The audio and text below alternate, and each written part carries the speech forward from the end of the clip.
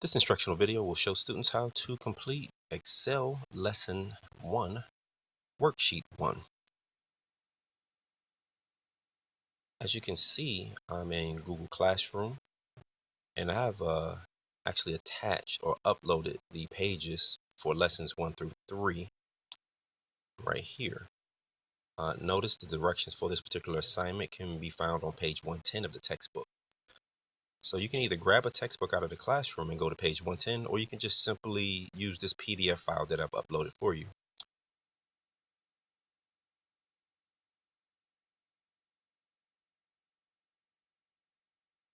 Always find it easier to just download this file actually instead of just viewing it like this.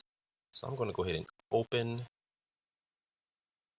that file, and that way I can close this one.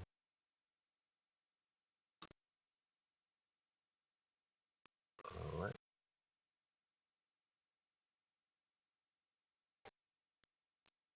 Okay, so the directions for this particular lesson are on page 110. Let's move that out the way. Okay, so the first direction says key the worksheet shown in figure 1.4. So when you're working in Microsoft Excel, they're called worksheets. When we worked in Microsoft Word, they were called documents. And when we worked in PowerPoint, they were called presentations. So now that we're in Excel, they're called worksheets. All right, so here's figure 1.14 here. We're going to key this information. So let's go ahead and open up Excel. And notice I have an older version of Excel, 2007. I'm going to snap that to the right, and then I'll snap my directions to the left. And we will get rid of, I can get rid of this pane by just hitting tools, and now I'll just have the PDF. Alright, so let's get to typing.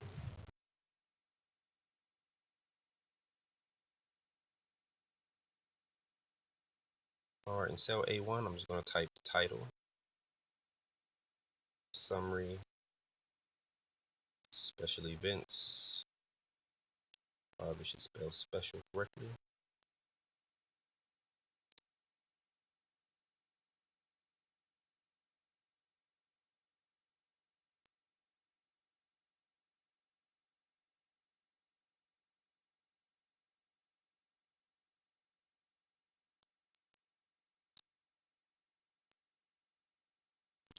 And notice how I'm typing all that information in cell A1. It just kind of stretches across. Although it looks like it's in cells on columns B, C, D, E, and F, it's only in cell A1.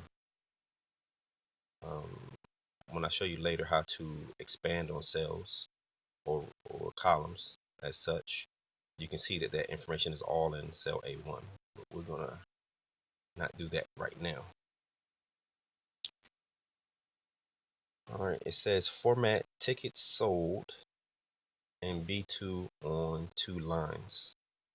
Okay, so on A2, we're going to type event, but in B2, they want tickets, and then on the second line, they want sold. Now, the second word is sold. Notice if I type that normally, it just stretches out as it did up on that first row. But they want us to actually put the word sold on the second line of that cell. To do that, you would press Alt, Enter, and then type the next word. And as you can see, it types it on the second line of that same cell. All right, we'll continue with price and total. And also notice how everything defaulted to the bottom of the cell when I extended this particular cell. So the other items, event, price, and total, went to the bottom of their respective cells. So what I'm going to do now is I'm just going to finish filling out the worksheet as it is shown in figure 1.14, the bottom of page 110. So we'll start by kickoff. breakfast, 64. And I'm just, every time I want to move to the next cell, I'm hitting the tab key. Gates, luncheon. And right now I'm not even worrying about the width of the columns. Tab, 78, tab, 45. And when you're new to Excel, you think that you're kind of typing over things and cutting things off. You're not. Everything is nice and safe in its own cell. So don't worry about that right now. We'll go back and fix the column widths. Dinner banquet, tab, 223, tab, 70, tab. And then now I can press enter and it'll actually wrap around or go to the next line. City tour, tab, 125, tab, 45, enter. Regal dinner, cruise, tab, 200, tab, 75. Okay, so we have our information in. The second direction says format cell A1 and 14-point bold. So A1 is this, our title. They want, let me extend this a little bit so we can see a little bit better. All right, so I'm gonna go back to my home tab and I'm going to change that to 14 points, bold. All right, and then it says apply bold and center alignment.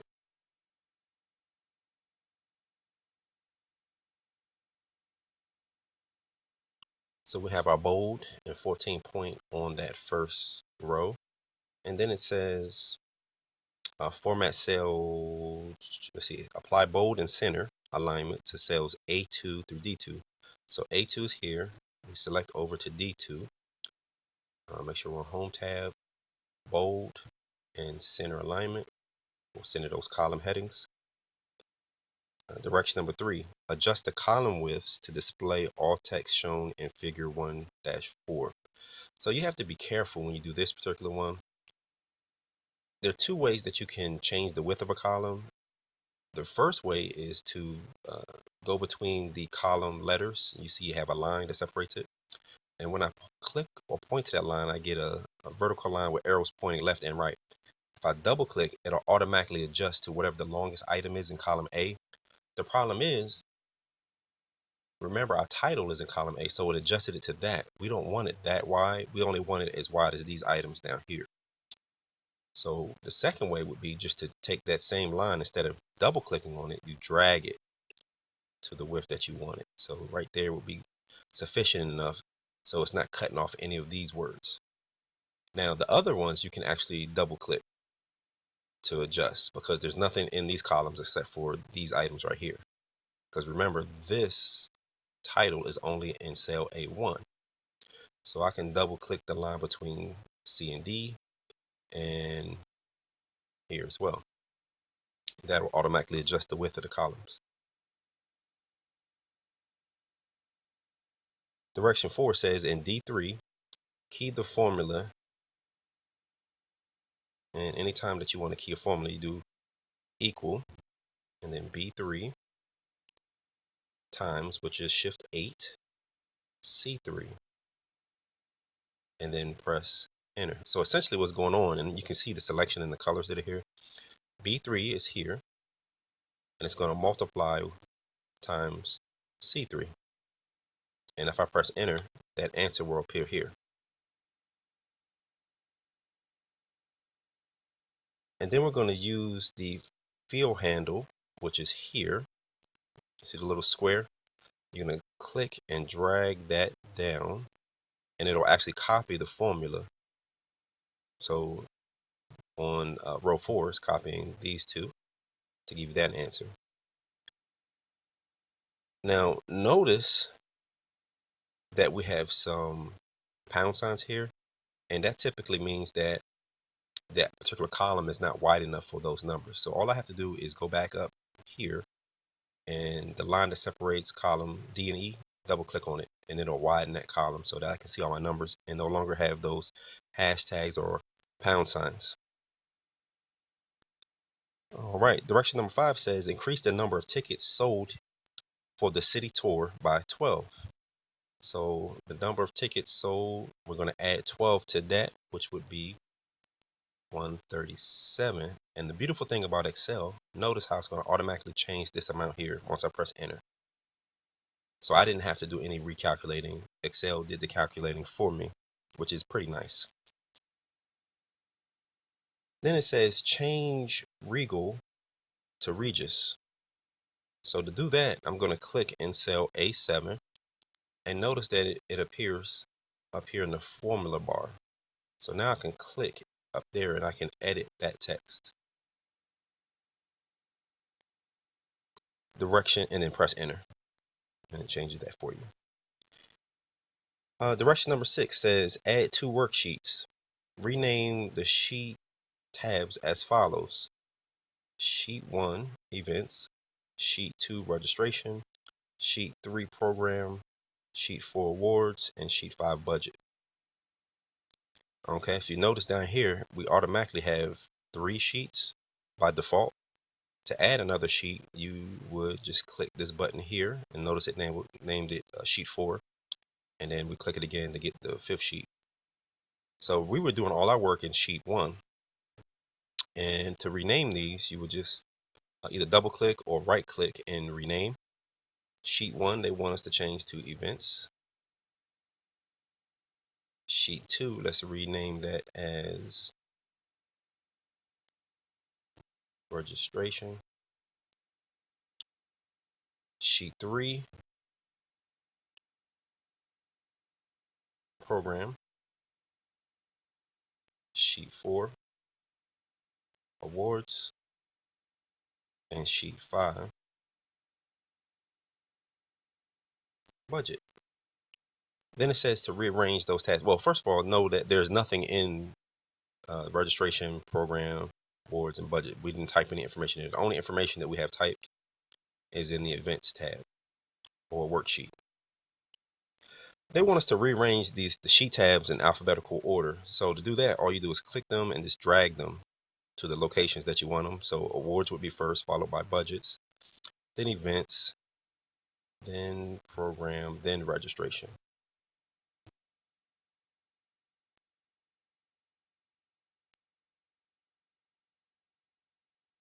Then it says change the sheet tabs to a desired color. Okay, so to do that, you would just right click each tab down there, every sheet tab, and then you see you have an option for tab color. So I mean, it's up to you. You can change each tab to a color of your choice.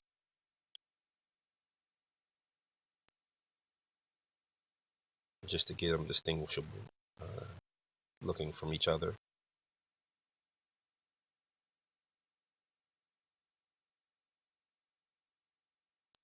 So yeah, your 5 different colors there.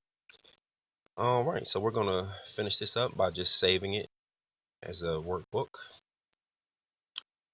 We'll save it as your period. So let's go 1A EX1W or hyphen W1. And I'm gonna save that in my documents.